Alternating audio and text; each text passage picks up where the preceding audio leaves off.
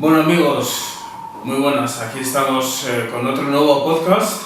Esta vez hemos traído a un amigo, Antonio Barreiro, que muchas gracias por invitarme a disfrutar.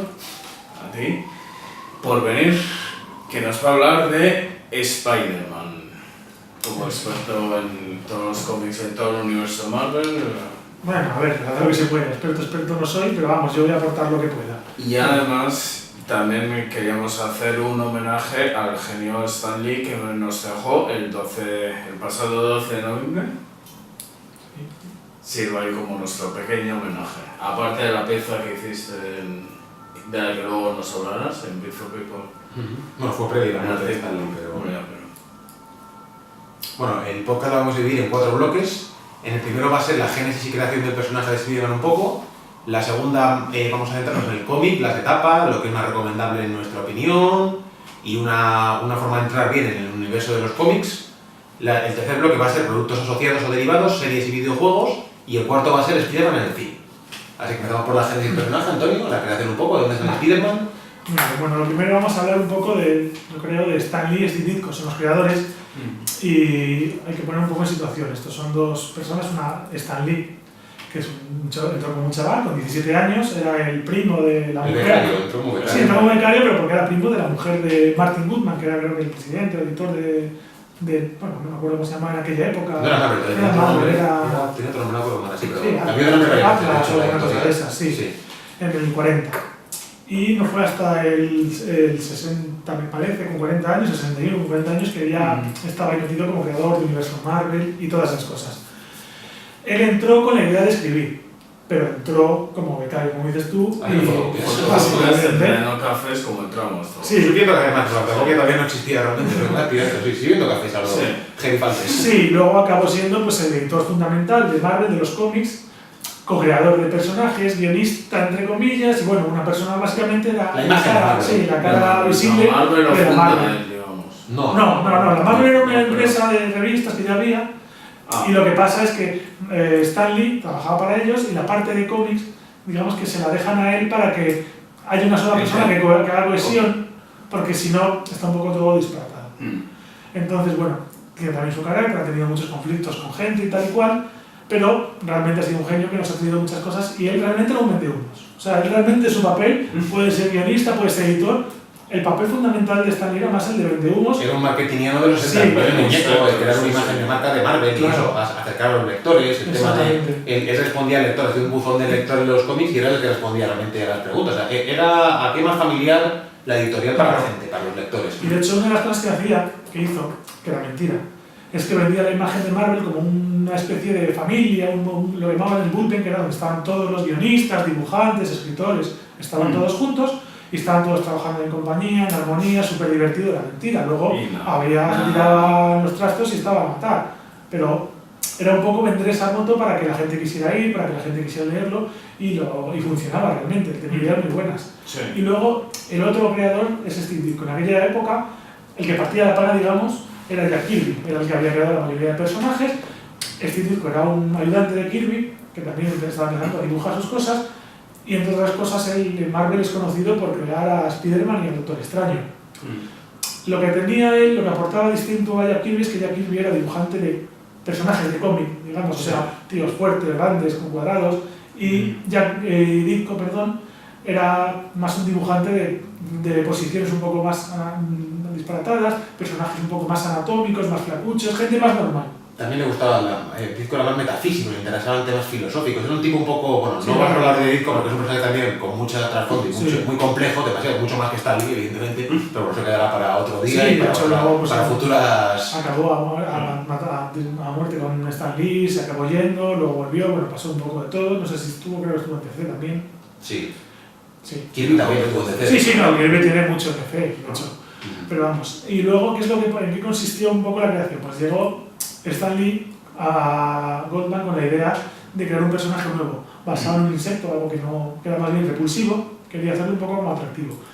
Al principio me parece que la idea era una mosca, pero bueno, acabó siendo una araña y el Martin Goodman le comentó que eso no iba a vender, que era una tontería, que le daba mucho asco, pero la serie Amazing Fantasy iba a cerrar en su número 15, con lo cual le dejaba eso, no tenía nada que perder, te dejo este cómic, haz lo que quieras.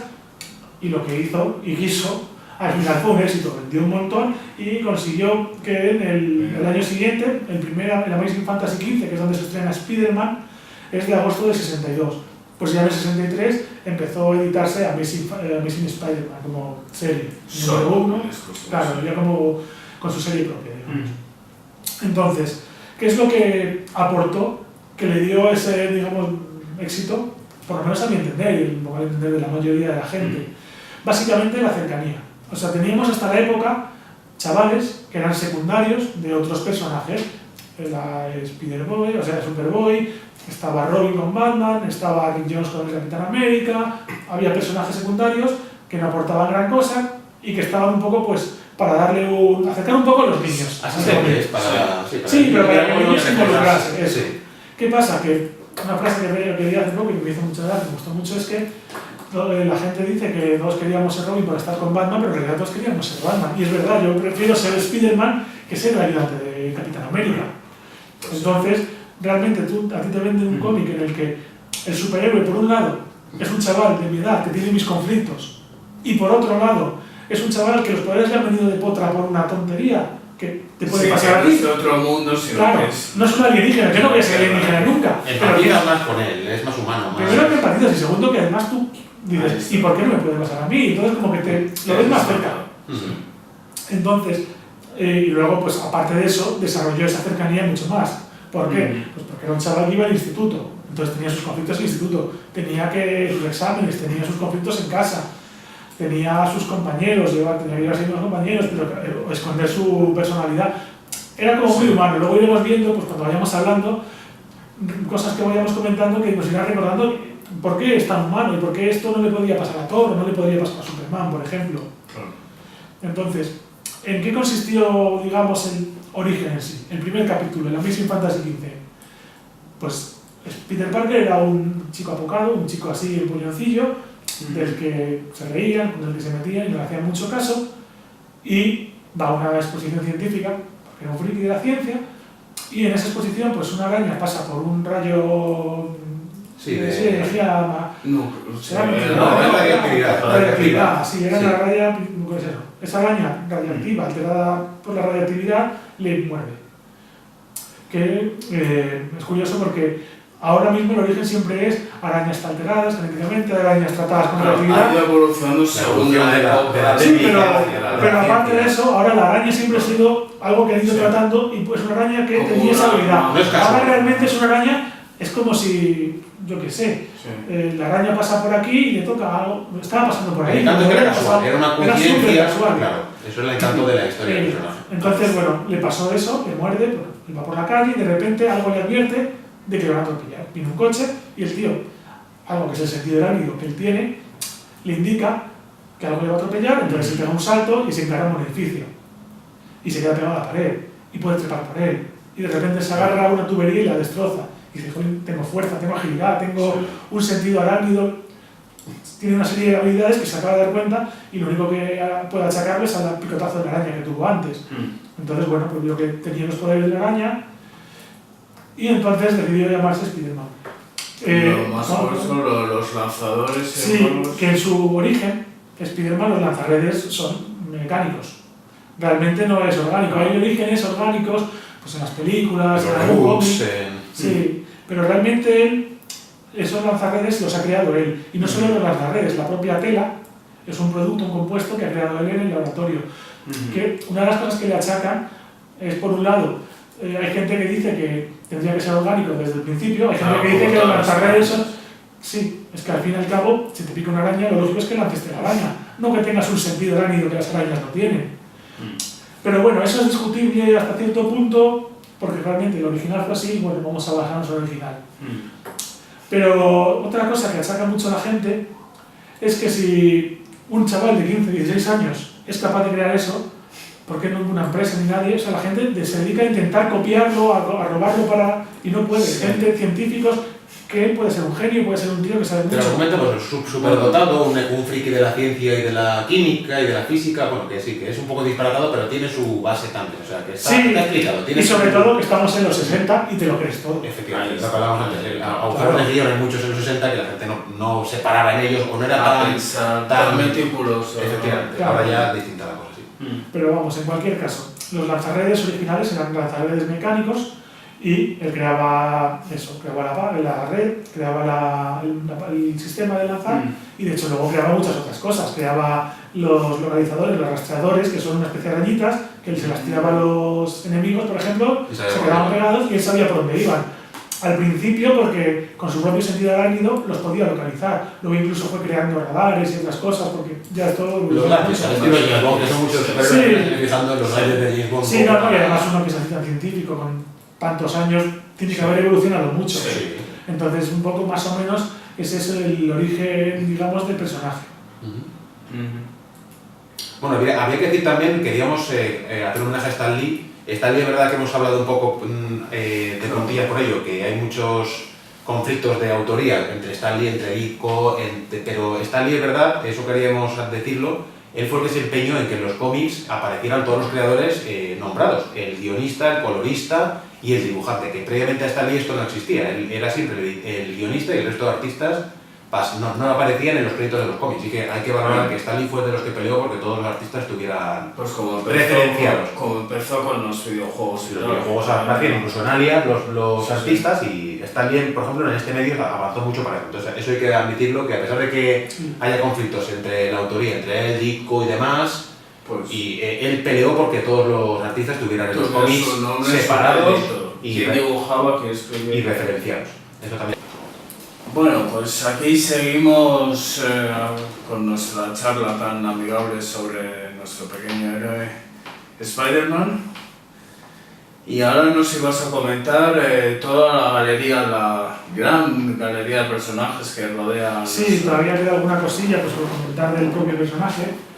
A ver, principalmente el origen consistía en que pues, descubrió sus poderes, lo que le pasa al principio, y en la segunda parte de ese origen él decide usar esos poderes para sacar pasta. Se mete en combates de estos que dan dinero por pelear y pues se llena de éxito, acaba saliendo en la tele y tal, y entonces en una de estas, en una televisión donde estaba rodando algo, un ladrón se escapa con algo que ha robado, la policía le persigue y él le deja escapar, y cuando el policía se lo recrimina, él le dice que de ahora en adelante solo se va a preocupar del número 1, que es él, se pone en plan chulo, y se va súper sobrado a casa.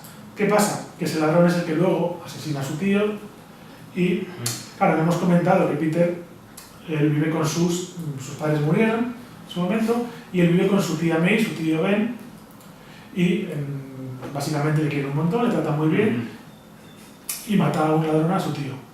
Cuando iba a perseguirle como Spider-Man se da cuenta de que es el propio ladrón que dejó escapar, entonces ese poder que él tiene, esa responsabilidad, digamos que lleva la frase famosa de que todo gran poder nos lleva una gran responsabilidad, que es una frase que hay un poco pues como del narrador en un bocadillo ahí, que no la dice el propio tío Ben, que mucha gente se piensa que es del tío Ben porque por la película... Sí, es un bocadillo contextual, narrativo, sí. No la dice ningún personaje. No, de hecho, en el universo Ultimate sí que algo comenta sobre la responsabilidad, pero ni siquiera ahí le dice que hay gran poder, gran responsabilidad. Entonces, bueno, ya de ahí pues pasa a ser el superhéroe que luego es. Sí, es el camino del héroe, la pérdida grande que... Exactamente. Entonces, ¿qué poderes tiene? Bueno, pues la agilidad, la fuerza, se pega a las paredes, los lanzarredes, que no son poder, pero bueno, y básicamente eso. Entonces, lo siguiente un poco que podríamos comentar serían los personajes secundarios. Bueno, sí que es verdad que me gustaría, como simplemente anexo, comentarlos. Hay 3 Spider-Man fundamentales, que yo conozco. Yo recuerdo ahora mismo que serían Peter Parker, el principal, el conocido por todos, Miles Morales, que es el chico este de color que salía en el universo Ultimate y que luego acabó en el universo normal de Spider-Man, que de hecho es el protagonista de la película, de la nueva película que sacaron en Navidad. Y luego está Miguel O'Hara, que es el Spider-Man del universo 2099, que a lo mejor mucha gente no lo conoce, pero digamos que es el otro. Luego, sí que es verdad que hay muchos multiversos, como en todos los cómics, y hay distintos Spider-Man, incluso Gwen Stacy llega a ser Spider-Man, pero bueno, Ajá. Son distintos. Estamos en Peter Parker. Sí, vamos a centrarnos básicamente Será en Peter curioso, Parker, que sí. ya muchos es, si no podemos hacer un poco Ya de si cada queréis, cosa. exacto, en próximas entregas, pero... Pero bueno, centrándonos un poco en los personajes secundarios. El principal es la tía May. Digamos que Peter vive con su tía, que es una señora ancianita, mayor, que le cuida y que se preocupa por él. Y que es lo que comentaba antes, una de las cosas graciosas que tiene... Le dan variable también la tía. Sí, se da variable. En cine es un cachondeo, pero Claro. habéis visto Homecoming, sabréis a lo que me refiero. Las edades van oscilando y tal, y no es... En fin. Pero sí, la representación habitual suele ser una De una ancianita ancianita, sí. que está siempre muy preocupada por él. Y claro, es lo que comentábamos antes, de que esa humanización del personaje está en el hecho de que es un superhéroe con superpoderes que puede hacer un montón de cosas y que tiene a su tía en casa preocupada por que se abrigue bien para que no coja frío. No me ha llamado para venir a cenar, no me ha avisado que llegaba tarde. Exactamente, se preocupa porque ha salido y él no es de llegar tarde, porque ese tipo de cosas. Entonces la tía May es un personaje muy querido, en general por todo el mundo, evidentemente por Peter. Y bueno, Su talón de Aquiles también, sí, es el objetivo sí. de villanos para atacar a Cuando Parker o lo a Spider-Man. descubres, Claro. Claro. claro. Entonces, bueno, fundamentalmente es la familia, digamos, de Peter Sí, Parker que tiene sí. normal.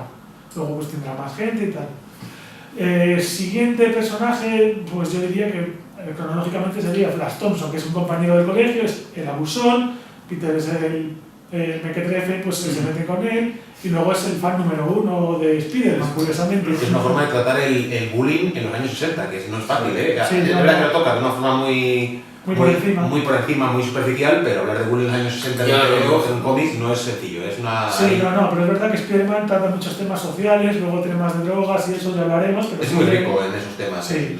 en tratar distintas Sí, es una cosa sociales. también que hacía Stan Lee, se quería meter en cosas y a veces se metían fregados, pero se metía, y si salían mal, bueno, pero él quería meterse. Sí, yo creo que el tema del bullying quiso tratarlo Stanley, fue una cosa polémica en su época, pero creo que fue el que quiso un poco Sí, de para hecho, humanizar al personaje, siempre el año humanizarlo. pasado, este año me acuerdo de decir, sacaron un cómic en Marvel de Vengadores, un poco de todo, que eran como varias historias sobre el bullying también, que lo tengo yo en casa. No me acuerdo ahora mismo exactamente cómo se llamaba, era algo tipo Siempre Vengadores, pero vamos, sí que son cosas que Marvel siempre se han involucrado mucho con Hay que temas poner valor, porque sociales. en los años 60 no era normal que en un cómic te tratara estos temas polémicos No, y sí. complejos, es un tema que hay que agradecer a Stan Lee en estas primeras épocas de Spider-Man.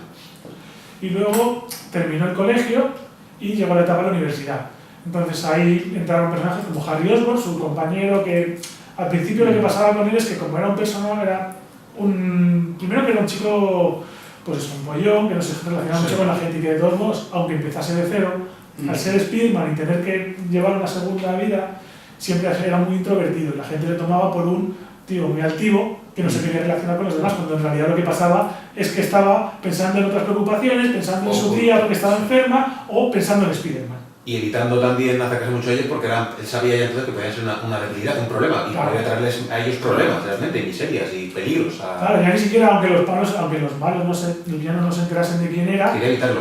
si se peleaban con alguien y estaba por ahí luego un compañero, pues le podía caer algo, que le pasó alguna vez. Entonces, bueno, ahí conocí a Harry, que empezó, pues eso, un poco este chico pijo que Acabó no nada, tal, sí. liderado, su padre, por lo menos. Y que luego al final acabó siendo muy buen amigo. De Harry también vino Norman Osborn, que fue el Duende Verde El fundamental. gran villano de Spider-Man. Claro, y luego Gwen Stacy también salió de esa época. El gran amor de Peter Parker, y de hecho mucha gente piensa que el gran amor de Peter Parker es Gwen Stacy, perdón. Pero a pesar de que Mary Jane haya tenido más importancia y ha estado más tiempo, pero que Peter siempre ha estado enamorado de Gwen.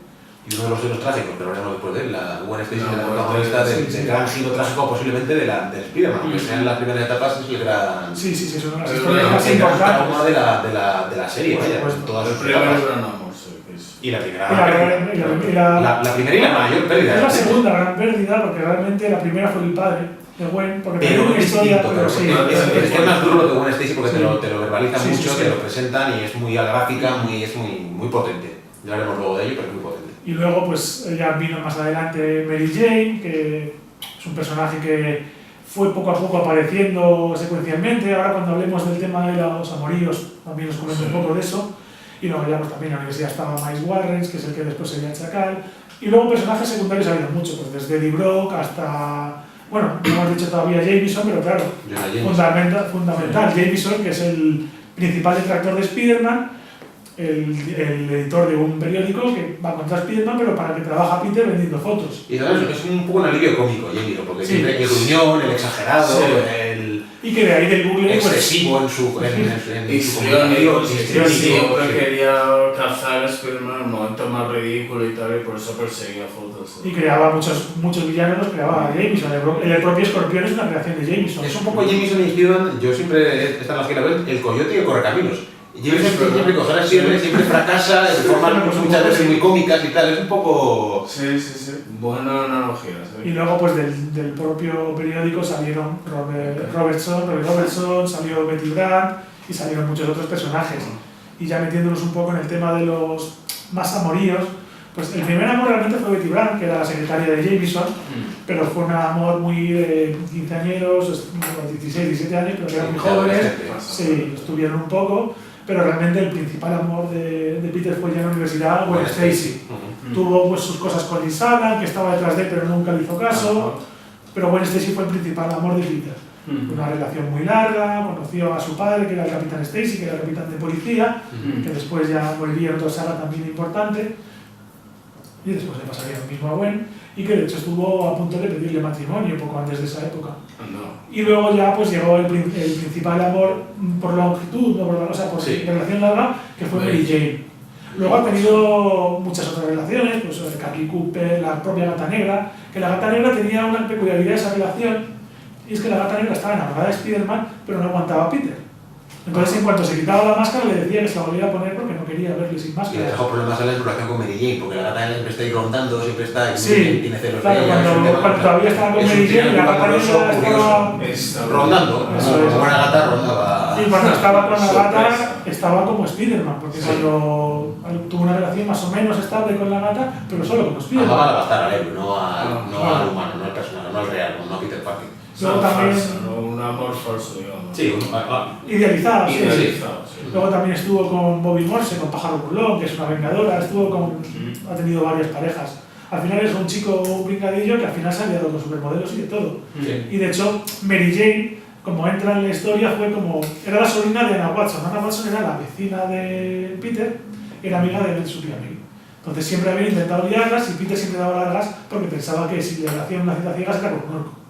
¿Qué pasa? Que luego acabó presentándose, iba apareciendo poco a poco, pero nunca se la veía, y acabó apareciendo por fin en una escena en la que aparecía en el marco de la puerta diciéndole a Peter: asúmelo, tigre, te ha tocado el premio gordo, reconócelo, tigre, te ha tocado el premio gordo, que es una frase icónica de nuestra época. Que la ha perdido. Sí, mucha gente ya ni la conoce. El término tigre que es muy cariñoso, pero es muy potente, es una frase muy Y icónica. luego pues ella entró como bala perdida, que se liaba con unos, con otros, estaba siempre de fiesta, pasaba de todo, le daba muy poca importancia a las cosas. Cuando Peter estaba preocupado, ella siempre era en plan, pasa de todo, pónganos de fiesta.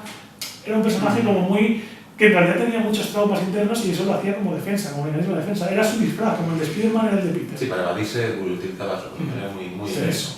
Y luego, pues poco a poco, después de la muerte de Gwen y pasado un tiempo, acabó liándose con Peter. Acabó liándose tanto que pues, acabó casándose, incluso teniendo una hija. Pero bueno, de eso ya hablaremos más adelante en el tema de la historia. Vale. Pero sí que es un personaje muy importante para Peter. Ahora vamos a meternos con el tema de los villanos, ¿vale? Que fundamentalmente Spider-Man tiene un gran villano, que sería el Duende Verde.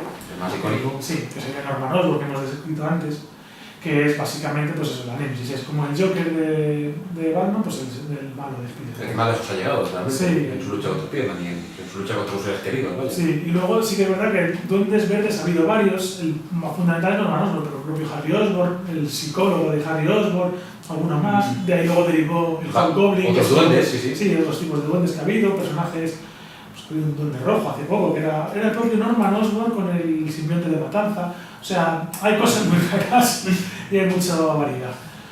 Y después del Duende Verde... Hay polémicas. Sí, aquí tenemos ese conflicto tú y yo de si metemos al Doctor Octopus o si metemos a Veneno. A Veneno, sí.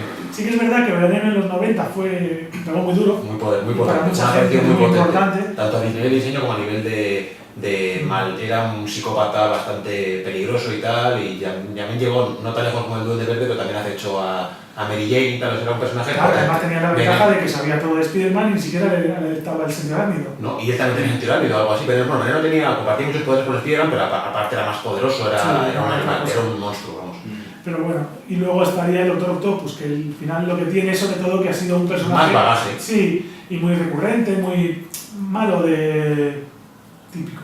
Sí que es verdad que llegaba, me parece que fue en la etapa del cómic del funeral por Octopus, o fue incluso antes, cuando llegó el propio Spider-Man a decir que al principio era una amenaza para él, pero que había llegado a un punto en el que... llega a ser Spider-Man, el Doctor Octopus, de hecho. Sí, pero bueno, eso ya y ya se convirtió antes con Tía May, o sea, el Doctor Octopus ha tenido giros en las tramas Sí. bastante cuestionables por lo menos, pero bueno, Sí, no ha tenido. vamos. Tiene mucho peso. Pero sí que es verdad que hubo un cómic en el que el propio Spider-Man le vencía y luego le decía que al principio pues sí que le suponía una amenaza, pero que había llegado a un punto en el que él ya había avanzado tanto y el Octopus se había quedado tan estancado que ya le vencía con facilidad, que ya ni siquiera le suponía un reto. Pero vamos, es un malo que después luego ha vuelto con más poder y sí que es verdad que es un malo potente.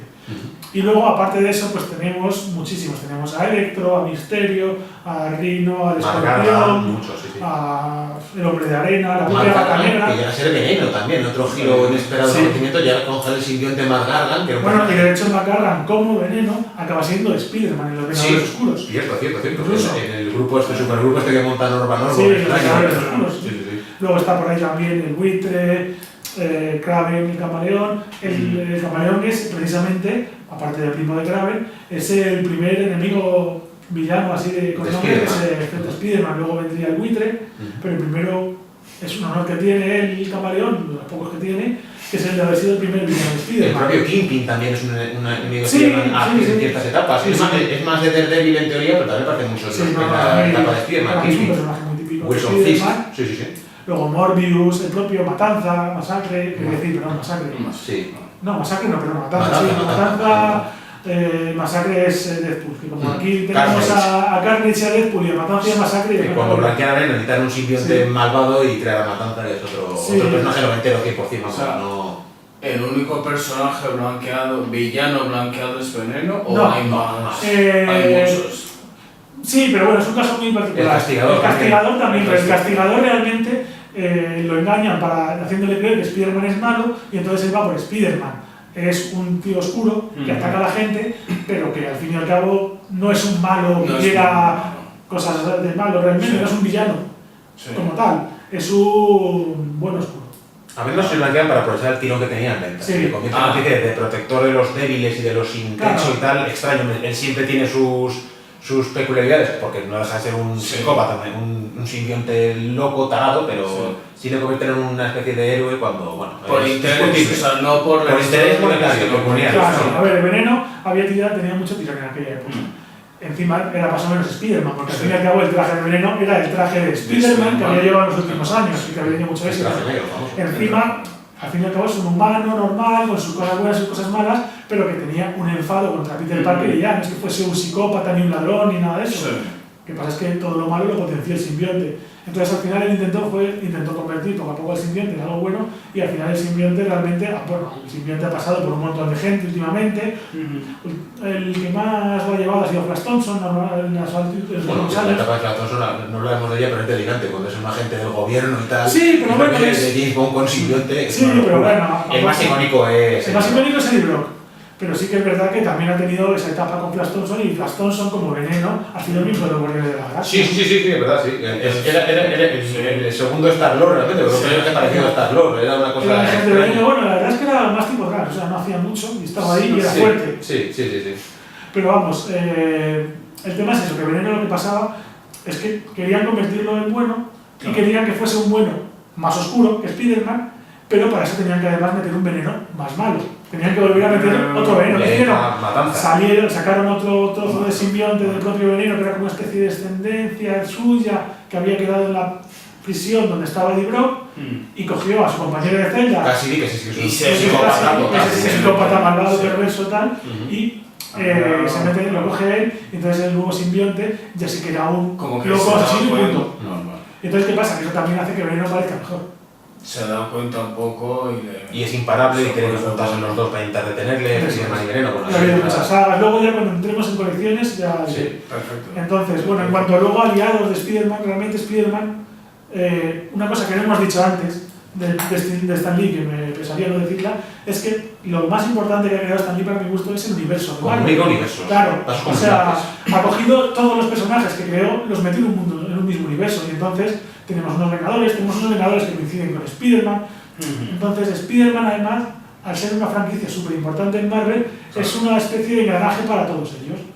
Y Salvador, muchas veces. Sí, para colecciones que van de capa caída. Claro, cuando una colección iba metiendo en Spider-Man, y cuando una colección salía nuevas, sabías que el primer número iba a vender por sí mismo, pero el segundo metías a Spider-Man para que vendiese.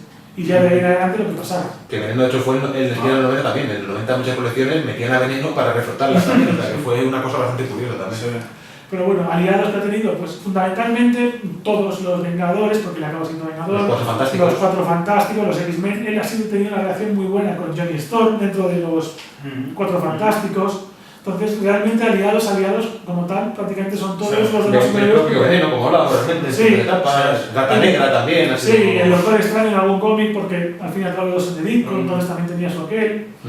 Pero vamos, ahí es difícil decir uno porque al final casi todos han pasado. Y ninguno ha sido recurrente ni nada. Entraba ni salía. Sí, el único que diría yo como tal es eso, Johnny Storm, con el que ha tenido una relación como más de amistad. Sí, de colaboración. Y luego otra cosa que tenía Spider-Man es que al ser un personaje tan icónico, lo que ha tenido es muchas colecciones. Entonces, donde él empezó con su Amazing Spider-Man, luego poco a poco fueron apareciendo, pues primero el Marvel Team Up, con Spider-Man y otro personaje, luego ya los Web of Spider-Man, Espectacular Spider-Man, Peter Parker Spider-Man y muchas otras cosas. Cada uno de prensa. una faceta, ¿no? Sí, a ver, hasta cierto punto, cada colección, digamos que tocaba un poco más un tema u otro. Sí. A ver, en general había colecciones que iban más de Spider-Man y colecciones que iban más de Peter Parker, aunque las dos tuviesen los dos. Y eso muchas luego sobretaban las claro, versiones. Y de hecho, pues, con tramas muy importantes, tipo Matanza Máxima, por ejemplo, son 12 números, pero son 12 números de distintas colecciones intercalados, no eran 12 seguidos de Amazing. Y luego pues los 2099, Ultimate, Noir y todo eso, que son colecciones de Marvel que también tenía Spider-Man. Y luego sí que me gustaría también comentar autores que, sin ser yo un especialista en eso, comentar un poco dibujantes y guionistas que considere que tienen que sonar porque son muy importantes en la etapa de, digamos, en la vida de Spider-Man. Evidentemente Stan Lee y Steve Ditko, John Romita, tanto el padre como el hijo, Frank Miller, Gary Conway, Gil Kane, John Byrne, McFarlane, sí, McFarlane, tiene un dibujo, tiene un estilo muy noventero, muy exagerado, muy... ¿Qué es lo que era los cómics en los 90? Te pasabas el guión por ahí y te ibas a hacer dibujos llamativos. Postura imposible, musculación exagerada en algunos personajes. Pero eso no solo pasa en el cómic, en el cine y todo, en los 90 sí, siempre se sí, es verdad que muy bien. Bueno, el cine de acción es 80-90 más bien, pero sí, era un poco en todas las artes, sí, realmente. Sí, pues en los cómics llegó principalmente en los 90. El exceso por el exceso, y la espectacularidad por la sí, hueca, vamos, espectacularidad o hueca, pero bueno. Siempre me ha encantado. Pero también tiene que estar más. Es verdad que guste o no guste más, es importante en la evolución de Spider-Man. Sí, es otro personaje más. Tuvo su serie propia, que era la serie de Spider-Man a secas, que empezó con él, aunque luego seguiría. Y luego también están por ahí Frank Miller, que luego tocaría. El propio Mark Millar, que a mí me encanta, que es un guionista que me encanta, y que tuvo una etapa, sobre todo en la que conozco yo, es la de Marvel Knights, de Spider-Man, que eran 12 números, no sé si tiene alguna más. El de Matis con tu última cacería de Kraven. Espectacular. Y luego no me quiero quedar sin nombrar a Dan Slott, que ha sido el guionista que ha llevado un poco el peso de Spider-Man en los últimos años, pero bastantes años, hasta hace pues relativamente poco, que ha cambiado y ha cambiado de serie. Se lleva la colección regular de... Sí. Luego también es verdad que Brian Michael Bendis ha llevado el Spider-Man de Miles Morales, que fue el que empezó con el Ultimate y también ha tenido mucho que ver con él. Entonces, bueno, y ahora se ha ido a DC, que ahora está un poco en boga todo el mundo. Sí, es uno de los autores más de referencia, tiene autores y gente que le gusta. Bendy, pues es uno de los grandes autores de nuestra época. Sí, de actualidad sobre todo es muy importante. Entonces, bueno, yo creo que aquí podemos dejar la etapa de los dibujantes también, hemos un poco de dibujantes. A mí Humberto Ramos me gusta, es muy cartoon, muy tal, pero me gusta. Es un... no sé, estéticamente me gusta, es muy expresivo, muy...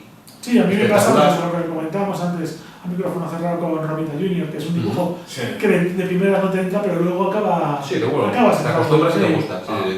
Entonces yo creo que si queréis ahora dejamos ya la parte un poco de esta descripción de todo el universo y nos centramos ya en la etapa de los cómics, en la evolución. Bueno, pues ahora vamos a pasar a la parte un poco, antes de la cronología y de la historia, digamos, del corrido de Spider-Man, sí me gustaría destacar algunas sagas. Entonces, hoy hemos dividido un poco en dos etapas. Una etapa un poco más clásica, por lo menos para mí, Sí. y una etapa un poco más actual.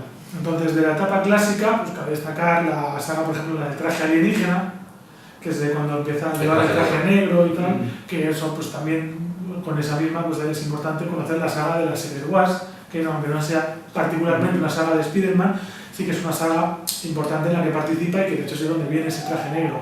De hecho es una saga que a mí me gusta mucho, aunque luego la gente lo pueda ver un poco todavía antigua, yo creo que es una saga que dentro de lo que cabe ha envejecido relativamente bien. Es pesada, porque es cómic antiguo, no tan antiguo como los orígenes de Spider-Man, pero vamos, sí que es una saga recomendable.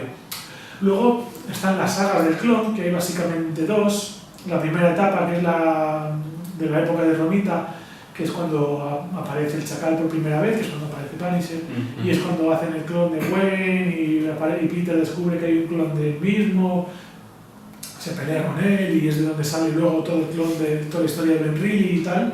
Un poco loca esa... Esa etapa en Marvel y la gente en general la tiene como una etapa súper negra, nefasta y horrible del universo de Spider-Man. Y luego sí que ha habido muchas etapas, vueltas de los clones y cosas así, y luego en la actualidad también ha habido en la etapa de Dan Slott ha habido alguna también. Ha vuelto Gwen Stacy varias veces, ha llegado incluso en la nueva etapa a aparecer un tío Ben, clon, muy poco, pero sí. Pero vamos, que sagas de clon ha habido varias y en general siempre han sido tocadas como algo oscuro y mejor olvidable. Pero sí que son importantes. Luego ha habido una trilogía que era la etapa de tres capítulos que era la saga de la etapa de las drogas de Harry Osborn, que fue cuando Harry continuó con el LSD y pues eso, una época un poco conflictiva, que me parece que fue la que acabó desembocando en que se convirtiera en el Duende Verde, y que es una etapa que fue muy conflictiva en Marvel porque no pasó el código de aceptación, porque se supone que los cómics tienen que tener, para que puedas venderlos, para que los pueda comprar la gente, tiene un código, pues igual que tienen las películas, no sé. Sí, no censura. Eso, exactamente, una censura. No pasó la censura. ¿Qué pasa? Que dijeron, bueno, pues los publicamos y no pasa la censura. Porque el problema es que la censura esa era como muy light, entonces cualquier cosa la censuraban. Y lo dejaron publicar. Lo publicaron sin el código, con el riesgo de que la gente no lo comprase. ¿Qué pasa? Que tuvo mucho éxito. Y al final eso, en vez de desembocar en que Marvel tuviese menos ventas, desembocó en que el propio código censor, bueno, los propios censores tuvieran que un poco reestructurar la forma de pensar. Un poco más laxos. Bueno, en realidad abrir las manos. Acabaron con la calificación por edades famosa, que eso es lo que más o menos te coloca un cómic o una película, eso para ciertas edades, vamos, contra más violento. Claro, bueno, al final tuvo también cierta repercusión, aparte del tema de las drogas, tocarlo como tema social, también tuvo su parte de lucha contra el tema de la censura y eso, que también es interesante. Luego está evidentemente la etapa de la muerte del Capitán Stacy, el padre de Gwen, que moría por culpa de Octopus, y que básicamente pues en una pelea de Spider-Man con Octopus caían unos cascotes y él, para apartar a un niño de los cascotes, se tiraba, lo empujaba y le caían los cascotes a él y moría. Y moría diciéndole que cuidase de su hija o que más o menos no la metiese en ese mundo. Sí, suena un cine parecido. Bueno, era más o menos lo único que muere otro villano, se carga al padre de Gwen Stacy, pero si no está mal, de hecho, adaptado, eso me parece sí, a mí me gustó. aceptable, pero bueno. Sí, pero bueno, eso luego cuando lleguemos a las películas ya lo veremos. La muerte de la capitana de Wolf, que es una capitana de policía que ayudaba mucho a Spider-Man en aquella época y que murió a manos de un villano muy inútil, llamado el Come Pecados. Era la etapa también de los 90, con Venom por ahí. Y bueno, es una etapa que también marcó mucho a Spider-Man. Sí. Y luego, evidentemente, la muerte de Gwen Stacy, sus muchos anteriores, en el Amazing 121. Y bueno, la verdad es que esa es una etapa que fue un punto de inflexión muy importante en la etapa de la vida de Spider-Man. No, nada, que entonces que muriera un personaje principal de una serie de superhéroes, no. Y a manos de su mayor enemigo, la verdad es que fue una... Tanto marcó a la gente como el propio. Muy revolucionario. Y al medio del cómic también. Claro, sí, y luego hecho casi todas las películas han tratado ese tema de mayor o menor medida. Después está el capítulo final, que es una saga de la etapa, esta es la etapa de Disco todavía, o sea, del principio. Era una época en la que estaba la tía muy enferma, necesitaba un suero o alguna vacuna, no sé qué exactamente qué buscaba, y Spider-Man tenía que ir a buscarlo, pero en todo eso se había peleado con el pensador, planeador, maestro me parece que era un alias que había asumido el Dr. Octopus, tenía una red de delincuentes, bueno. El tema es que acababa en el fondo del mar, me parece en una base, atrapado entre cascotes. Y había como 3, 4, 5 páginas en las que tenía que levantar esos cascotes para ir a salvar a la tía May, y es que si no lo hacía, la tía May iba a morir. Y entonces eran varias páginas de él reflexionando sobre lo que había hecho, sobre su tío, sobre su responsabilidad, sobre todo, y eran unas páginas que realmente me marcaron mucho en aquella Que época. también se olvida en el cine hasta la saciedad de la presentación. Sí, La última pero es un bueno, cómic. Esa escena es Sí, recurrente. pero que al eso tiempo. al final es recurrente en general ya no solo para Spider-Man, sino para otras cosas. Pero que- también para Spider-Man, quiero decir que esas viñetas se han adaptado Sí, mucho, sí, pero se que han esa imagen de rescatado. Spider-Man con cascotes así aplastado y que nos va levantando poco a poco Es pensar, verdad, es muy potente, es muy sí. importante, sí, sí, exactamente, muy potente. Luego, pues a ver, la última cacería de Kraven, que es como una saga cortita en la que, pues eso, intenta matar Kraven a Spider-Man y suplantarle. La verdad es que es una historia muy oscura y muy buena, un poco pasada para mi gusto. Toca un poco la pero sí locura que- también, sí. entra en temas Sí, muy complejos escabrosa. también. Sí, que si me dices que es de Batman no te digo que me Es estoy. verdad, parece una novela gráfica de Batman y de Joker, Sí. es muy profunda y muy deja parte de atrás muy abierta a tu interpretación, es muy... Sí. Y está luego muy- me da mucha importancia, mucho peso al personaje de Kraven. Sí que es verdad que hay personajes de Spider-Man que no han tenido mucho peso, pero que han tenido historias importantes, como el propio Kraven en esta y alguno más. Después de eso, pues estaría también la historia de la boda de Mary Jane y Peter, que bueno, es otra boda más de Marvel. Siempre las bodas de Marvel Sí. acaban con, bueno, de Marvel y de DC, acaban con conflictos y con ataques de lo que sea, sí. ¿Cómo podía ser, hermano? Evidentemente, si no sería pues, una revista. Te casaste de la cara. Evidentemente. Y luego, bueno, pero la boda en sí sigue. O sea, quiero decir, hay, Sí, hay magos, sí, hay sí. peleas, pero luego él Sí, se sí, casa. no. O sea, el problema no es que la boda se trunque, No, tampoco pasó sí, con sí, Reed sí. Richards y sus tonos. Ya. La boda funciona, el problema es que llegan malos, pues tienen que pelear con ellos y luego seguir con la Otra boda. portada icónica de la boda, famosa, otra...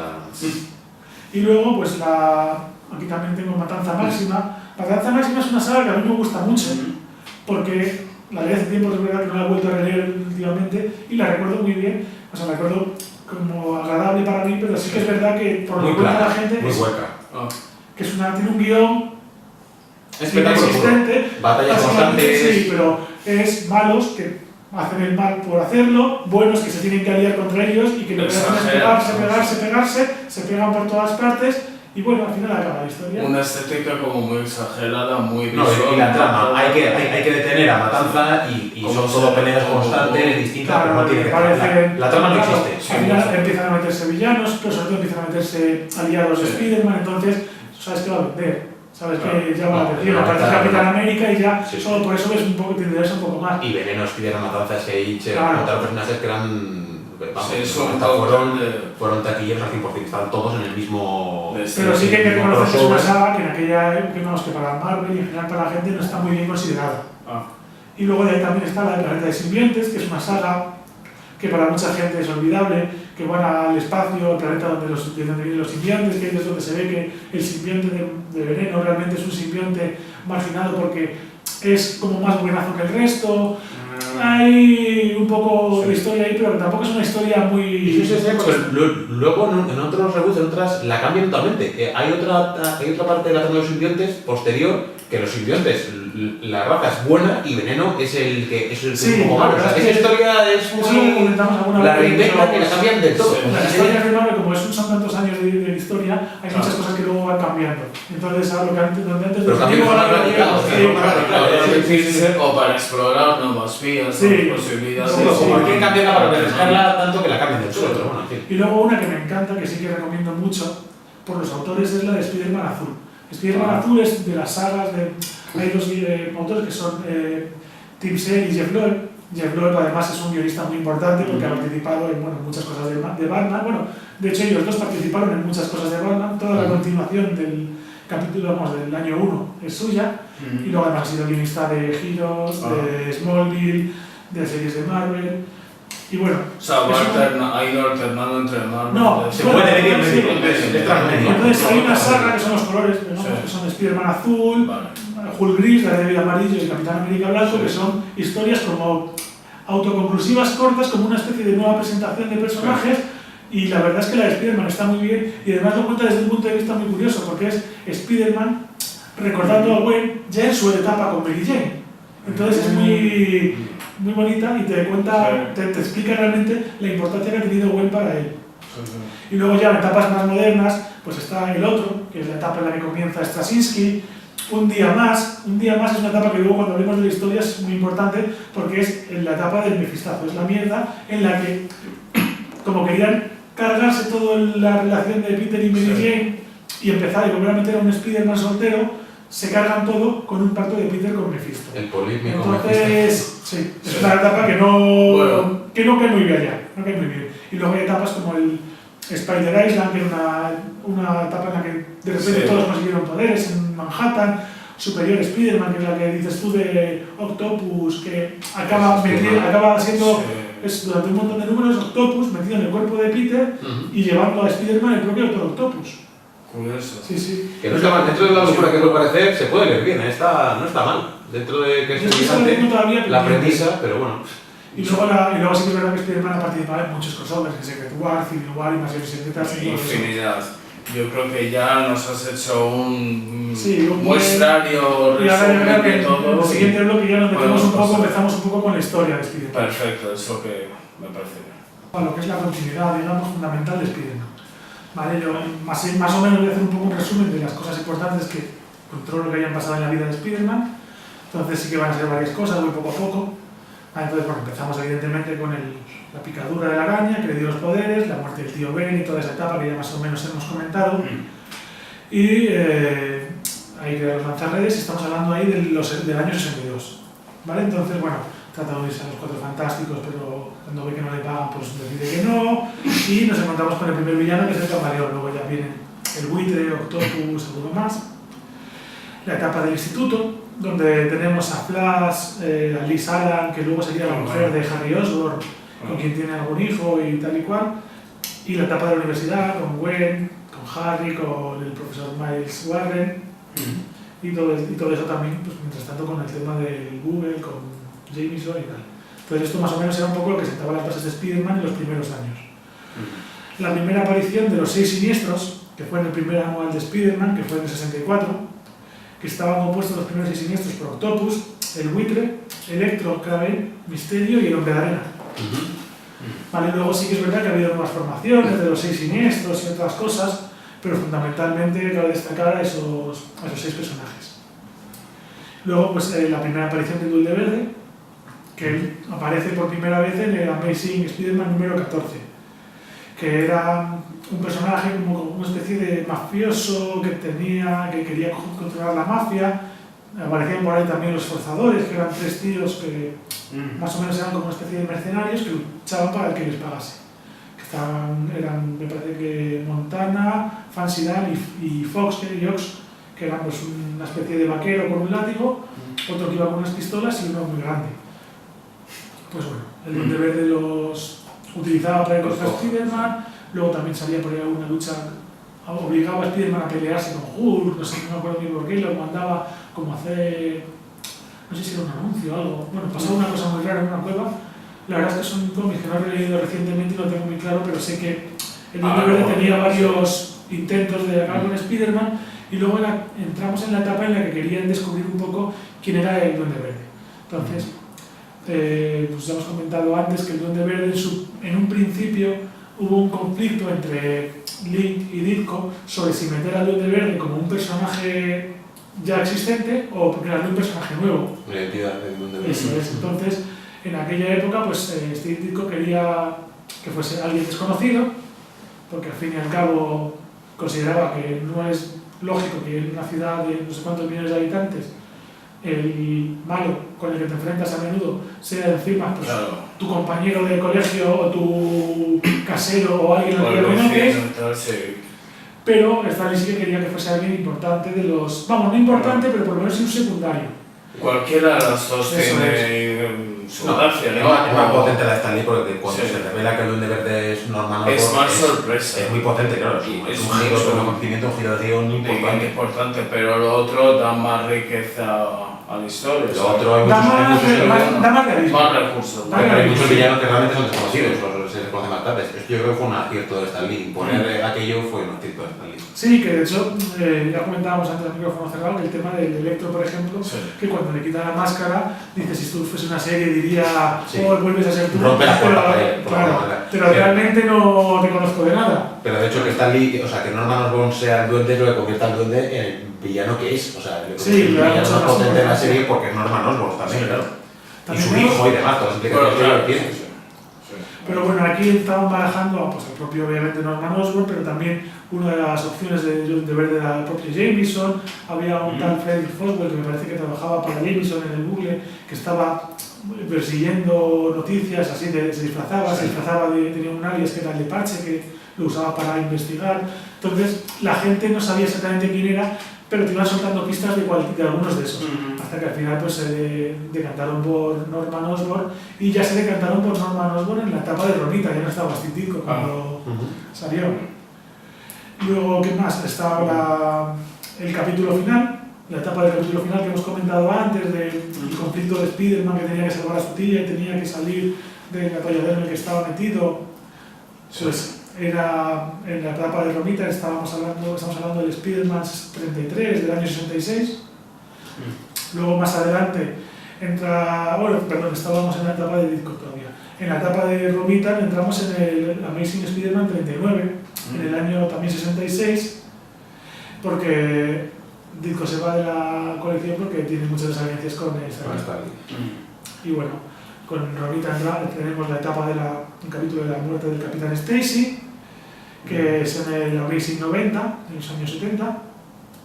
Y tenemos también la trilogía que comentaba antes de las drogas de Harry Osborn, que se pasaron, como comentamos, por el cómic, se pasaron el cómic por el forro. Y esto fue entre el Amazing 96 y el 98, en el 71. ¿Vale? Luego está ahí por ahí la saga esa que la gente algo ha oído pero nadie conoce más o menos bien, la saga de los 6 brazos, en la que Peter Parker quiere dejar de ser Spider-Man. Huele culpa de la muerte de su padre y entonces, aunque está con Peter, a Spider-Man le tiene manía. Y como Peter, no me acuerdo exactamente qué es lo que hacía, me parece que también estaba Morbius por ahí metido y hacía algo con la sangre, entonces lo hacía para intentar quitarse los poderes y dejar de ser Spider-Man y acababa despertándose un día con 6 brazos. Y bueno, una saga un poco bizarra en la que han aprovechado el tema de los 6 brazos luego para otras cosas, pero está un poco en el cajón olvidado. Y luego ya llegamos al 121, me parece que era, donde moría Gwen en el año 73, pues que es una saga en la que el duende descubre quién es Spider-Man. Y bueno, el Duende Verde ha descubierto la identidad de Spider-Man varias veces y luego pues siempre saca un recurso en el que una explosión o un algo le hace perder la memoria. Y aquí pues como ya había vuelto a descubrirlo, entonces cogía a Gwen y la llevaba al puente de Brooklyn. Y aquí creo que es el de Brooklyn, porque hay un conflicto con otro de los puentes de Nueva York, porque dicen Brooklyn y dibujan otro, o dicen otro y dibujan Brooklyn. No me ha quedado muy clara la cosa, pero bueno, la tira. Y luego lo que sí que es muy conflictivo es cómo muere Gwen. Hay gente que considera que muere de la caída, claro. Hay gente que considera que muere del impacto de cuando la coge Peter con la telaraña, al golpearse, pues que le rompe el cuello. Hay gente que considera que ya estaba muerta, simplemente porque realmente no se mueve. Entonces, no se sabe, claro, y el problema está en que Peter, una cosa que tiene, que lo hemos comentado, primero es que se siente súper responsable de todo. Cada vez que muere alguien, tiene una culpa siempre dentro por cualquier cosa que pase. Entonces esto ya, evidentemente, para Peter ha muerto por su culpa, no por el duende ni por nada.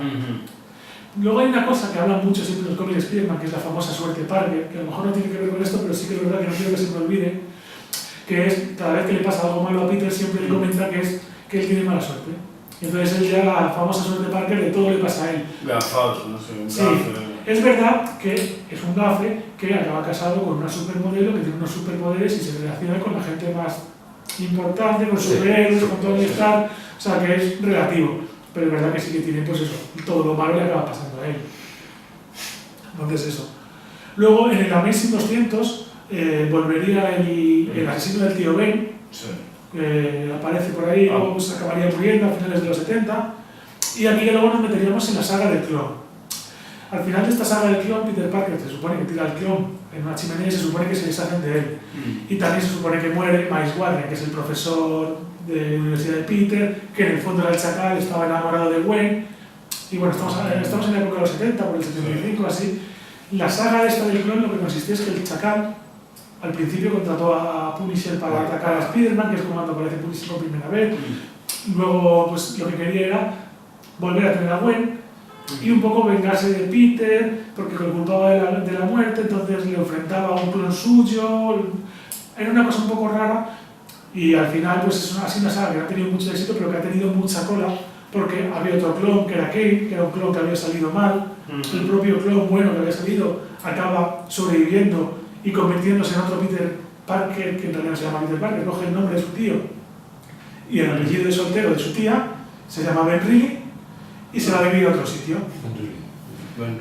Y luego va volviendo y acaba convirtiéndose en la Araña Escarlata. Es un personaje que tiene también trascendencia en todo el mundo de Spider-Man. Y luego pues empieza el tema de cuando ya pues, está medio superada la etapa de Gwen, está superada también la etapa del clon de Gwen, que lo había vuelto a marcar. Nos metemos ya un poco en el tema de Mary Jane como posible pareja de Peter. También está por aquí, en el 82, el famoso cómic de Nadie puede detener a Juggernaut, que es un cómic en el que Spider-Man tiene que enfrentarse a Juggernaut porque Madame Web, que es un personaje que yo conocía más por la serie de dibujos, pero que también está en los cómics, es una anciana que tiene la capacidad de ver un poco el futuro, de ver cosas, y entonces ella más o menos tengo yo la idea de que los distintos Spider-Man de los distintos universos hacen un poco como de nexo y controla que no se desarrollen acontecimientos muy malos, muy nefastos. Y entonces Juggernaut tiene que ir a por ella y Peter tiene que detenerla. Y son un par de cómics muy chulos de combate de Spider-Man contra el Juggernaut. Que sin ser una saga ni nada así trascendente, es una historia puntual muy interesante. Y luego ya nos metemos en la Secret Wars, en el 84, nos meteríamos ya en la Secret Wars y todo lo que conllevó como para Spider-Man del traje negro. Y bueno, la Secret Wars, que fue una etapa, y vamos a cerrarlo ya aquí, en la que se juntaron varios héroes, de repente en la continuidad de todos los superhéroes se metían en una especie de transporte. Había una historia que eran 12 números que iban contando, pero antes de que la contasen entera ya habían vuelto y ya te estaban contando las consecuencias. Por ejemplo, en los Cuatro Fantásticos habían cambiado. Un flashback. No. Yo cuento hasta aquí la historia, de aquí a aquí. Sigo contando y toda esta parte que hay aquí en medio te la cuento luego poco a poco, con lo cual va en paralelo. Vale. Pero vamos, es una etapa en la que, entre otras cosas, es una saga muy recomendable, no especialmente de Spider-Man, sino de todos, de Marvel en general. Es un crossover muy importante y yo creo que más o menos aquí podemos dejar esta etapa y ahora seguimos con el siguiente bloque. Vale, pues me parece estupendo. Por ahí también está un cómic curioso que es el del chico que coleccionaba Spider-Man, que era un chaval que coleccionaba cómics de Spider-Man, también del 84, que le visita y Spider-Man, pues eso, que le publican, no me acuerdo muy bien cómo era la historia, pero sé que publican algo, entonces Spider-Man se entera de que está el niño y va a ir a visitarle. Y el niño le cuenta un poco su historia, Spider-Man a él y tal y cual, y el niño le pregunta quién es, él dice que no se lo puede decir, pero al final acaba revelándole su identidad, que te queda muy chocado, pero te queda más chocado cuando luego sale de ver al niño y te enteras de que está en un hospital o en una residencia en la que fantasmas de cárcel o algo así, que el niño luego iba a morir. Pero realmente es un cómic que era duro, pero que era muy profundo. A mí me pareció bastante interesante. Y es una especie de intrahistoria, como un cómic publicado de Spider-Man. Bueno, relativamente, ¿no? Y luego aquí entramos con el Hobgoblin, el duende a secas, que es el que es como amarillo, naranja, que también se meten en el conflicto de quién es el nuevo duende. También andaba por el Kingpin. De hecho, aparte de Kingpin, aquí aparece un personaje que es la Rosa, que es otro mafioso, que es que va también con traje, y va con una máscara morada y unas gafas, que al final resulta que es el hijo de Kingpin, pero que lucha un poco contra Kingpin. Es un poco... Yo quiero ser delincuente, pero por mi cuenta, y tampoco soy... No me acuerdo muy bien, pero vamos a hablar un poco... La lucha por la supremacía de Nueva York, vamos. Sí, de hecho, el primer duende, este duende al principio se pensó que era Ned Leeds. Ned Leeds es un compañero de Peter del Bugle, que no hemos comentado porque hay muchos personajes, este es uno de los que salió, y que fue el prometido y yo creo que marido de Betty Brant en su momento, y que al final acababa muriendo y pensaban que era el duende. Después se vio que al final, volvió Roger Stern, que era el que se encargó de crear el duende, volvió a la serie, no le gustó ese final y entonces acabó haciendo volver al duende para desvelar que al final en realidad no era Annette Lees, que se había sido una encerrona, y el auténtico duende supuestamente era Roderick Kingsley. Roderick Kingsley había dos hermanos, Ben y Roderick Kingsley, que eran unos millonarios me parece, uno de ellos creo que trabajaba con Mary Jane, y me parece que, uno que era calvo, el otro que no, pues al final, curiosamente, el que era malo era el calvo, y se había puesto una peluca para parecer al que era el otro, en realidad, y al final acaban descubriéndole rollo Scooby-Doo, acaban tirándole la máscara y viendo quién era. Luego, pues más adelante llegaría el Amazing Annual número 21, en el 87, la boda con Mary Jane. Y en el mismo año, en el 87, también se editó la última cacería de Kraven. Todo esto son años y más o menos Amazing son fechas y tal que estoy sacando, entiendo que de Estados Unidos. Yo he ido buscando las fechas y claro, son las fechas y las cosas vinieron más tarde y nunca. Porque la editorial Bruguera tiene una fama tiempo, mal organizado, y muchas cosas ni venían. Después entramos en la etapa de McFarlane, que empieza en el 87, y empezó una nueva serie, que es la serie Spider-Man, a secas, con el guión del año 90, y esta tuvo, pues, entre las muchas sorteadas que hacían en los 90, ya no solo era el dibujo, decidieron que iban a hacer muchas portadas distintas para vender más cómics, para que la gente quisiera comprarse el número 1 o 35 veces. Entonces una con color, otra en blanco y negro, otra con el traje negro, otra con el traje rojo, otra con brillos, con pegatinas fosforescentes. Eran unos años muy curiosos. Luego, en el 88, o sea, ya antes de la etapa de empezar esta serie, se había creado Veneno, la crearon Michelin y McFarlane, y digamos que luego, ¿de dónde venía Veneno? Peter había vuelto de las Secret con un traje negro, que pensaba que era un traje. Luego había visto que ese traje hacía cosas por sí mismo, y de hecho cambiaba de forma y tal y cual. Luego, poco a poco, fue viendo que el traje le volvía un poco, le ponía un poco más carácter, le hacía, digamos, despertarse por la noche, o no despertarse, directamente hacer cosas por la noche dormido y luego se despertaba cansado porque había estado por la noche haciendo cosas y no se había dado ni cuenta. Le estaba, digamos, manipulando. Se dio cuenta de que era algo malo y fue a pedir ayuda. ¿Y qué ayudó a Reed Richards? Mr. Fantástico. Consiguieron quitárselo, descubrieron que hay dos puntos débiles que tiene el simbionte, que son el sonido y el fuego. Pues le quitaron el traje con sonido y lo encerraron en una cápsula. Se acabó escapando y acabó volviendo con Peter. Y llegó un momento en el que Peter tenía que quitárselo a la fuerza. ¿Y qué es lo que pasó? La escena del campanario, famoso. Eso es, se fue a un campanario y pues las propias campanadas se lo quitaron de encima. Paralelamente, antes había habido un problema con un periodista de otro periódico que era Eddie Brock, no me acuerdo muy bien de la historia, pero algo había publicado que era falso y Peter lo había demostrado. Y entonces Eddie Brock le tenía manía, odiaba a Peter Parker. ¿Qué pasa? Que fue a pedir ayuda, a rezar a la iglesia donde se quitó el simbionte y le cayó encima.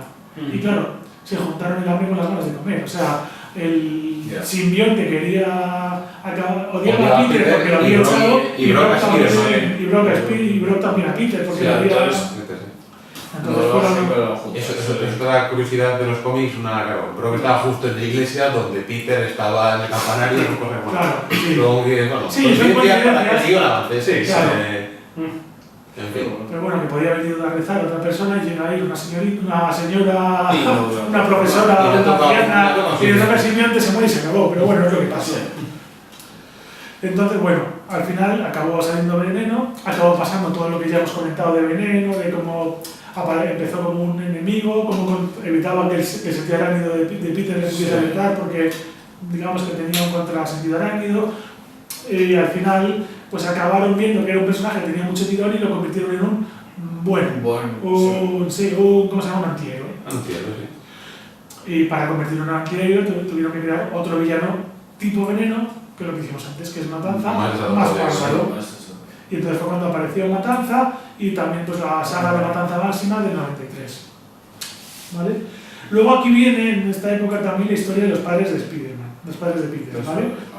En principio... O sea, tardaron mucho en hablar de los padres. Sí. no hablaban nada y al principio, cuando yo recuerdo, porque tampoco controlo tanto, porque son muchos años, pero en esta época sí que hay una saga en la que hablan bien de los padres, y los vendían como unos traidores, que eran unos agentes dobles, porque al principio pensaban que había muerto en un accidente, luego se dice que en realidad habían sido unos agentes que habían muerto en una misión. Luego se dice que eran unos traidores que habían muerto realmente para vamos, como en un accidente, pero no como aliados de Estados Unidos, sino como traidores, no sé si de Hydra o algo así. Luego acabaron revelándose, acabaron volviendo los padres, pero resultó que eran unos robots que había mandado el Camaleón, y me parece que además por órdenes de Norman Osborn, estamos en los 80-90 y todo era súper enrevesado y súper loco. ¿Vale? Y al final acaba Peter yendo a buscar información, no me acuerdo qué país, vamos, por Europa, buscaba información de sus padres y acaba descubriendo que algo que al final sí que no habían sido unos traidores, que realmente habían sido buenos, y estaba por ahí metido Cráneo Rojo también en toda esta historia. Esto más o menos estaba contado en los Amazing entre el 386 y el 88, del 94. ¿Vale? Luego muere Harry Osborn en el 2000, en el Amazing 200, perdón. Entonces, ¿ahí qué pasó? Harry quería hacer sufrir a Peter, quería matarlo, pero al final él siempre había estado en un conflicto entre que Peter era su amigo y que era su enemigo. Y acaba muriendo salvando al propio Peter. ¿Vale? Y poco después, y luego también sí que es cierto que murió la tía May en el Amazing 400, confesando que sabía que era Spider-Man, pero bueno, realmente volvería. O sea, esto al final había sido, no me acuerdo muy bien porque no sé cuántas veces ha muerto, pero han sido varias. Sí, muertes que luego había sido una... entre paréntesis. No, había sido una actriz contratada por Norman Osborn, había sido... Hay varias... Siempre hay excusas, sí, si son creativos siempre. Para traer gente que muere en Marvel, que siempre muere. Sí. Luego viene la nueva saga del clon, que Peter aquí lo que se dice es que llega el sacar y dice que en realidad Ben Reilly, el que supuestamente era el clon, era el auténtico Peter, y que Peter, el que supuestamente era el original, había sido el clon todo este tiempo. Y claro, Ben Reilly toma la identidad de la Gran Escarlata, aparece Kane por ahí, Peter quiere dejar de ser Spider-Man y se va, básicamente, se borra de la escena. Y lo que pasó fue más o menos que al final era todo un complot de Norman Osborn, que en realidad no estaba muerto, porque supuestamente Norman, después de la muerte de Gwen Stacy, poco después había muerto. Que eso no lo he contado antes, que ha sido un fallo, pero sí que es verdad que acaba muriendo, además acaba muriendo poco después de la muerte de Gwen, y muy parecido a como muere en la primera película de Raimi. Entonces, bueno, de hecho aparece y enseña una escena muy fuerte en la que no sé si es una splash page, una página entera, que se arranca la camiseta y se ve una cicatriz con una X de donde se supone que se le clavó el deslizador. Y aquí supuestamente muere Ben Reilly salvando a Peter y se deshace, y entonces eso demuestra que en realidad era el clon, que los clones cuando morían se convertían en polvo. Entonces, bueno, pero todo esto luego es mentira porque al final acaban volviendo todos. Pero un poco esto quita el mal sabor de que Peter era el clon y Ben Reilly era el auténtico. Desmienten eso, pero es una saga que la gente odia y que está muy mal vista porque cuenta cosas un poco bizarras. Y yo creo que esto ya lo cerramos con la etapa en la que luego Norman Osborn secuestra a una hija que tienen Peter y Mary Jane y la lleva, no sé si a un futuro, no sé cómo acaba siendo en una saga, en una línea temporada alternativa, acaba convirtiéndose en una Spider-Girl en el futuro. Eso te iba a preguntar, o sea, la hija sí que tiene poderes, claro. Pero yo no, esa etapa del Spider-Girl no la he leído, yo creo que es, no sé si eso los hereda o los consigue de otra forma, porque además es un futuro y son historias de los años 90 que yo, en una época en la que tengo muy perdida. Entonces, dejamos futura entrega. Bueno, pues ahora hay una etapa en esta época de varias series que yo tampoco controlo mucho, creo que algo leí en su momento, pero no las tengo muy controladas. Pero digamos que serían Los Años Perdidos, que son del 95, que son historias de Ben Reilly, que es un poco lo que pasó desde que dejó la serie. Ben Reilly como la Escarlata ya. Ben Reilly cuando se quedó Peter de protagonista, o sea, cuando se fue Ben Reilly, digamos que se quedó Peter de protagonista, pues ahora se contaron historias de Ben Reilly, pero me parece que antiguas, o sea, desde la etapa, como de antes de la etapa de Clone, antes de que volviese. Y bueno, tienen algunas historias de... Son mis perdidos, pero merece la pena que encontrarlos o no. A ver, son historias distintas de Spider-Man, es como si coges a otro personaje, pues como un espino. Sí, como un Ultimate. Coges otro Spider-Man, lo pones en la ciudad y le pones malos nuevos. Un reboot. Y algún malo... Un reboot camuflado. Interesante, sí. Tienen algunas historias malas. Tampoco lo controlo mucho, ¿sabes? Yo lo leí cuando era pequeño, pero no he vuelto a darle un tiempo, así que no... Está. Ni piensas darle.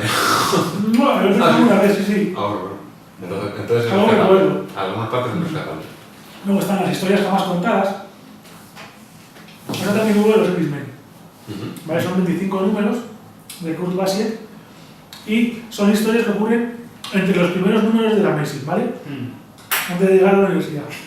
Son entre el 95 y el 97.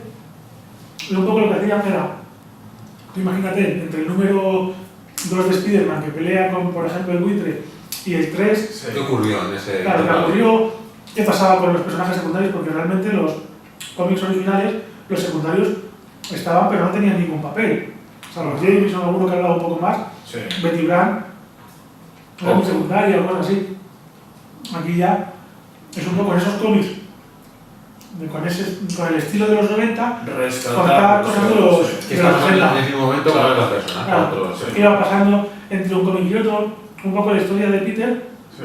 Llenar huecos. Exactamente, iba rellenando huecos que no había por qué rellenar, pero que también aporta un poco más a la historia. Sí. Otros puntos de vista, está bien.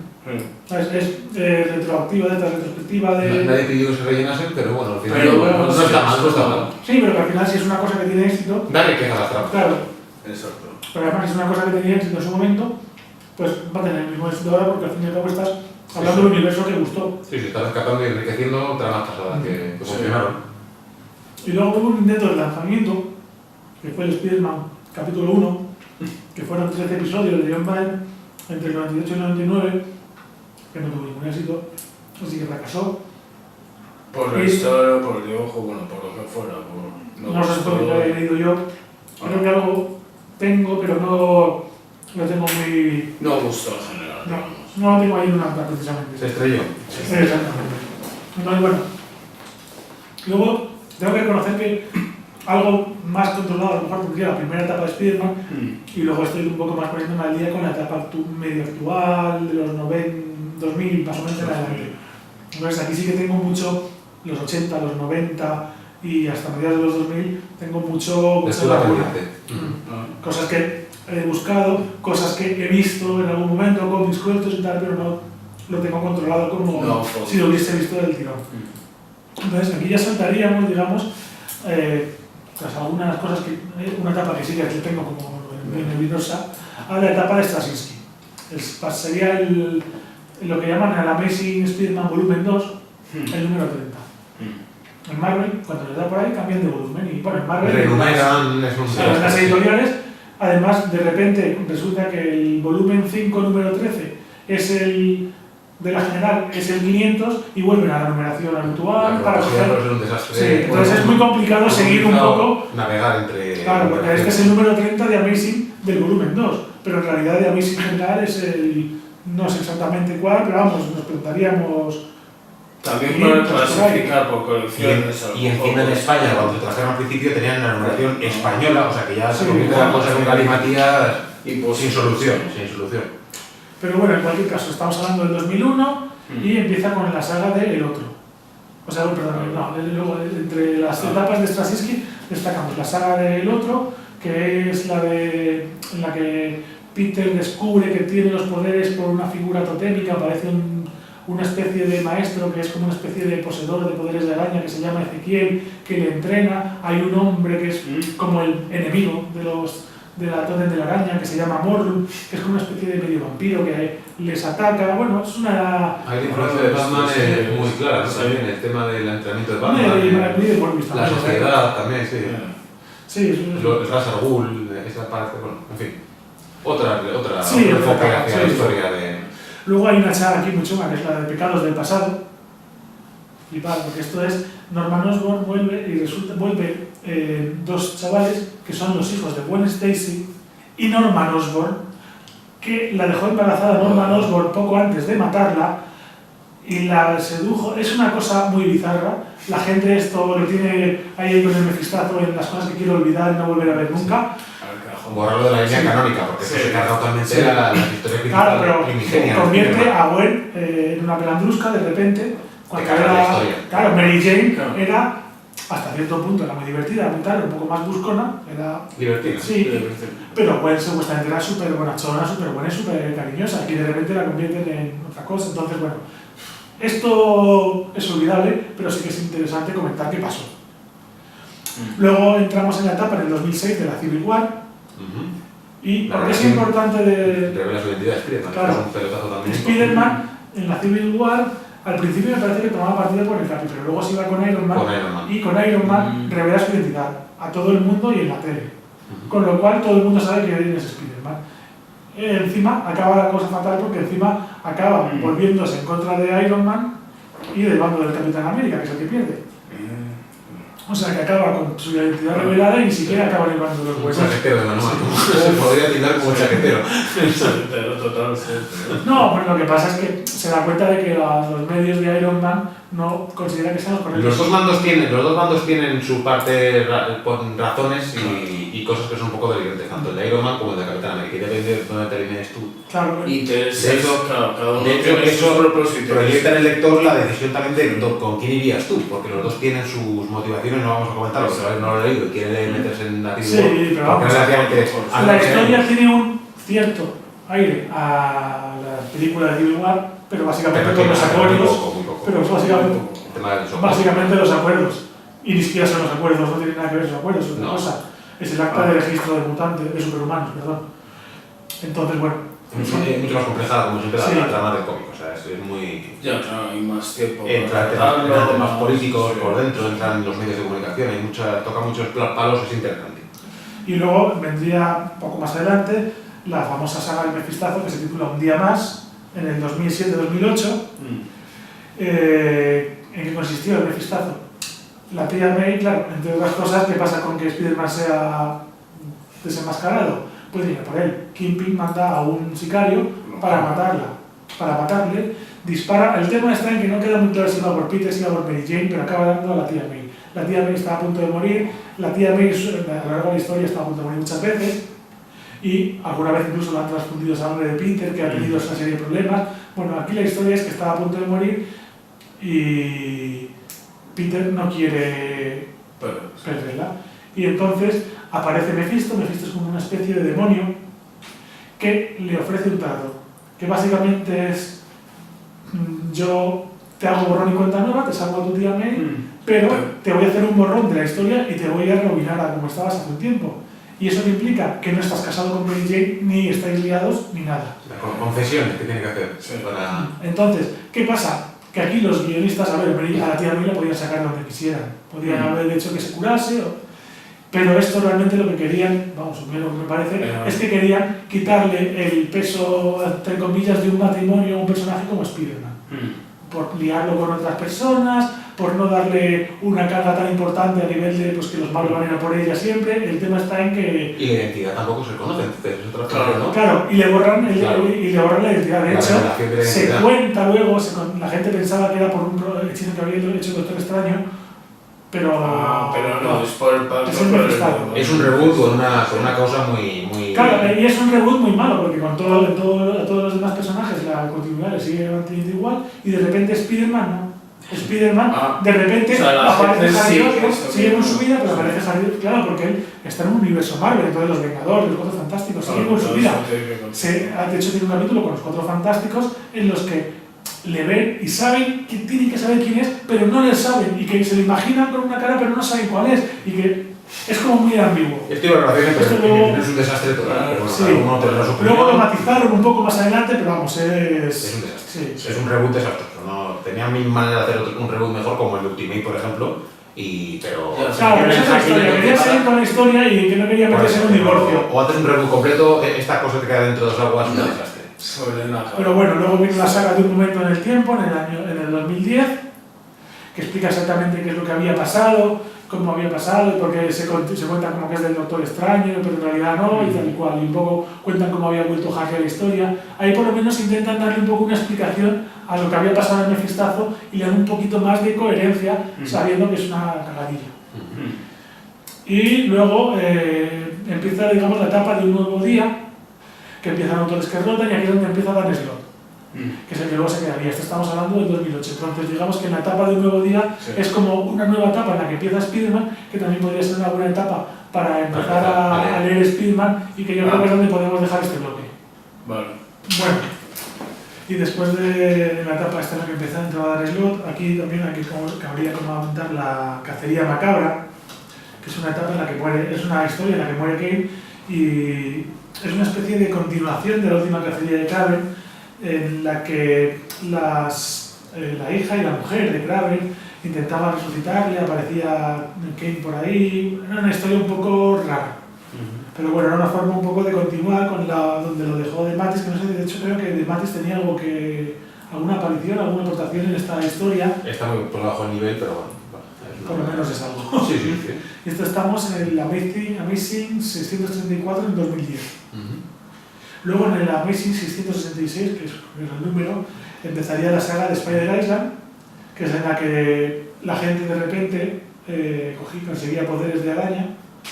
La primera Mary Jane y varios personajes más, de hecho muchos superhéroes conseguían poderes también de araña. Es una moda haciendo también con el venomizado, siento mucho esa moda de que todos los superhéroes tengan algo del principal, que absorban poderes o características. No me acuerdo ahora muy bien, era una especie de demonio, de araña que lo fomentaba, pero bueno, es una etapa, es una historia más o menos corta, no sé si unos 8 o 10 números, una cosa así, que también está en tomo ahora recopilado, en estos que venden así sueltos, y bueno, es entretenido. Creo que el dibujado de Humberto Ramos, y si no de alguien del estilo, porque era muy de ese Es divertido. Sí. Y luego ya entre el 2013 y el 2014, a partir de la 1700, entraríamos en el Superior Spider-Man, que es el Spider-Man en el que, en toda esta etapa, el Doctor Octopus ha ido cada vez echándose más a perder, se está convirtiendo en una especie de masa, básicamente, no se puede ni mover, es como una especie de capullo, básicamente, o sea, está ahí, así, con unas gafas rarísimas, y solamente tiene los brazos para hacer todo. Y aquí acaba metiéndose un poco en el cuerpo de Peter. Tengo que reconocer que el Superior Spider-Man no lo he leído todavía, he leído consecuencias posteriores, pero no he llegado a leer esto. Y comentan cosas muy buenas. De hecho, tú creo que has comentado. Yo he leído, yo creo que a pesar de que parezca delirante la premisa de que cambie de otro Octopus con parque, cuerpos y demás, está bien, se puede leer y está bastante bien. De hecho, yo creo que lo que he leído tiene bastante nivel. Es profundo y sí, que parece una locura que el Doctor Octopus es un otro tipo, pero yo creo que está bastante. Yo sí lo recomendaría. Locura aceptada, muy bien. Y acaba estableciendo un nuevo tipo de Spider-Man, un Spider-Man un poco superior, que se llama. Que luego, cuando Peter recupera su cuerpo, al final está viviendo de lo que ha conseguido Octopus, que de hecho Octopus acaba poniéndole, me parece que es cosa de él, en la cresta de la ola. Básicamente tiene una empresa multimillonaria, o sea, estamos en una época en la que Tony Stark ha perdido mucho de lo que tiene y Peter Parker es el tío más forrado del mundo casi. Sí, se convierte en un Tony Stark, sí, extraño, ¿no? Con muchos recursos, se mueve mucho por el mundo. Y eso no hace perder un poco la gracia. Sí, pierde un poco la esencia del personaje. Sí, es otro personaje distinto, sí, no es Spider-Man, sí. es otra cosa. Y luego Octopus acaba metido en el cuerpo, en uno de los matarañas, que es uno de los robots que Jameson usaba para atacarle, acaba metido en uno que había en esa propia empresa. Sí. No me acuerdo muy bien para qué usaba, no sé si era simplemente un robot de compañía, el tema es que acaba metiéndose ahí. Y luego poco a poco ha ido recuperando su cuerpo antiguo, con otra de estas sagas de clones que de vez en cuando vienen, pues ha acabado Octopus recuperando su cuerpo. Luego es importante hablar aquí, para mi gusto, de una novela gráfica que hicieron en el 2014, que se titula Negocios Familiares, en la que el malo es Kingpin, y que aparece por primera vez un personaje que es un agente que estaba buscando, no me acuerdo muy bien si iba contra Kingpin, no me acuerdo muy bien cómo era la cosa, pero que acaba desvelándose que es una hermana de Peter. Es una hija de sus padres que tuvo después, pero que claro, no sabes si es verdad, si simplemente es un engaño, aquí como no te puedes creer nada, pero también te lo puedes creer todo. Pues en esta saga simplemente aparece, se llama Teresa y es la hermana de Peter. No se vuelve a comentar mucho más de ella hasta que en la actualidad ha vuelto. Y ha vuelto, y en los últimos cómics que he leído yo, más o menos se ha confirmado que sí, que es la hija de de Mary y Richard Parker, y que es hermana de Peter, con lo cual Peter Parker ahora mismo tiene una hermana. Luego, en la época, no actual, sino hace un par de años, hubo una nueva Secret War, pero esa sí que fue una Secret War que afectó a todos los personajes y a todas las historias. Fue un poco, me parece a mí, como la crisis en las Tierras Infinitas de DC. Intentaron cargarse todas las continuidades de los universos que había, hicieron un reboot de todo. O sea, no hicieron un reboot de un personaje, sino que cogieron todo lo que había, se lo cargaron. Este universo no lo queremos, este universo sí, este universo no, pero este personaje de aquí lo cogemos para allí. No dijeron todo fuera y tabla rasa. Y entonces, al final, si tienes tantos personajes de encarnaciones, si de vez en cuando no haces una presentación. Pero que hay formas de hacerlo, porque por ejemplo, es que es verdad que desde el 2000 hasta hace poco, pues tuvo todo el universo Ultimate, que eso fue un reboot distinto, fue un universo nuevo que se creó. Sí, es una realidad paralela realmente. Sí, de hecho, al final en la Secret Wars estos dos universos colapsan. En la Secret Wars básicamente lo que juntan es retazos de distintos universos, distintos personajes, es una historia un poco loca, con un Doctor Muerte con muchísimo protagonismo, como en la Secret Wars original. Sí. Y con personajes un poco que si no has seguido Marvel se te escapa. De hecho, hay personajes que no controlaba. Había algún mejor la Richard Secret original, ¿no? Que está más Secret War. Yo creo que tiene más. Es distinto. Es que la Secret War original es una historia más o menos autoconclusiva, con personajes básicos y un argumento muy sencillote de os junto para que os peguéis. Y aquí era una trama un poco más enrevesada, pero también tiene su gracia. Lo que pasa es que ahora todas las historias de ahora, de Marvel, tienen muchísimos spin-offs. Sí. Y entonces tú tienes una serie de War que son 6 números, u 8 o 12, y luego tienes los anexos de esta historia, que son 6 números, que te van contando historias de personajes secundarios. En cada colección también hay papeles, contan distintas colecciones. Claro, está muy bien, sobre todo en el plan negocio. Está muy bien para ellos. El problema es que... Es imposible de seguir toda la historia. Tienes que hacer 7 colecciones para seguir la Secret Wars, es una locura. Y eso, según ya las historias se acaban desgastando, ya no tampoco mucho más que contar. Y además que luego, pues según cómo lo hagan, pero hay veces que sí que es verdad que tú tienes una trama principal que si la lees te basta y lo demás te aporta, pero hay veces que la trama principal no la terminas de entender bien si no te lees otras cosas. Es un fastidio muy grande.